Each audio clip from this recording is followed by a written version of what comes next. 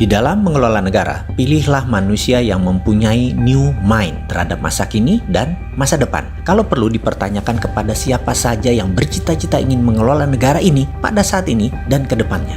Pertanyaannya sederhana, apakah sekarang dunia masuk ke resesi atau decoupling? Nah, bisa nggak dia jawab? Faham nggak dia? Rinci nggak jawabannya, memandang dan memberikan solusi kekinian? Kita bantu deh memberi gambaran sekilas agar pemimpin tersebut bisa menjawab. Resesi itu menghitungnya dari hal yang umum, pertumbuhan ekonomi negatif. Kebanyakan ekonomi negatif terjadi karena faktor eksternal, di mana pemerintah yang pola pikirnya sederhana tidak pernah siap dengan keterkejutan. Namun, kalau decoupling itu perubahan fundamental dalam parameter ekonomi makro dan dalam kehidupan manusia. Dan entah bagaimana sejak 6 bulan yang lalu saya mengatakan sekarang decoupling. Bahkan sebelum COVID dan resesi saya sudah mengatakan sekarang decoupling. Ada kok rekam jejaknya saya mengatakan hal tersebut.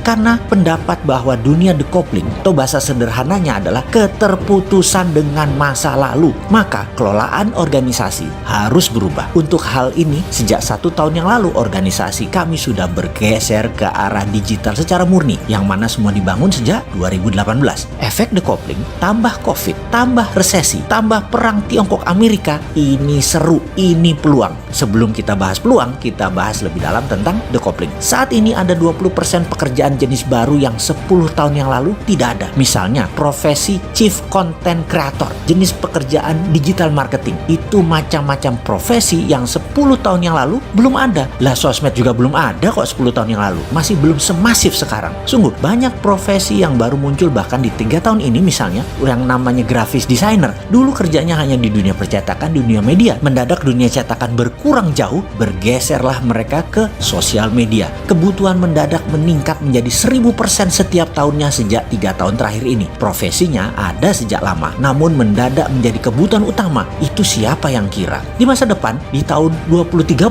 ke sana, diperkirakan ada 60% bidang usaha dan profesi baru yang saat ini belum ada modelnya. Belum tahu apa itu barangnya. Sehingga profesi dan bidang yang saat ini ada, 10 tahun ke depan, 60%-nya bisa hilang atau less needed, kurang dibutuhkan. Semua ini karena kehadiran digital yang terus merubah bentuk ekonomi, sosial, dan budaya sebuah negara dan dunia. Bank akan jadi digital, di mana profesi teller hilang dalam 5 tahun ke depan. Cabang bank akan tutup besar-besaran dalam 5 tahun ke depan. Banking berubah, dunia funding berubah, dunia lending berubah juga. Aturan mainnya semua berubah. Hakim lapangan atau otoritas keuangan mendadak bingung dengan caranya dan cepatnya tumbuh dunia digital. Mau disemprit karena offside, mereka main kasti. Ya nggak bisa disemprit lah. Dilarang di Indonesia, mereka buka di Singapura, main lewat udara, langsung global. Pemerintah Indonesia nggak bisa apa-apa juga. Apalagi pemerintah yang gagap tidak bervisi digital. Sering keloloten, gelegean, dan kagetan. Bahkan militer pun didigitalkan saat ini. Kalau pengelolanya agresif, tentara garis depan itu robot, bisa droid, bisa manusia dengan robotic arm atau leg, atau pasti terkoneksi dengan satelit. Bener deh, kalau saya kan sontoloyo, maka pasti saya ubah abis-abisan itu departemen sesuai dengan kebutuhan zaman. Pilar manajemen negara diwakili kementerian kita akan ubah. Ada 7 menteri utama yang mengerjakan Ipolek Sosbud Hankam. Departemen pertahanan berubah menjadi departemen perang atau Minister of War.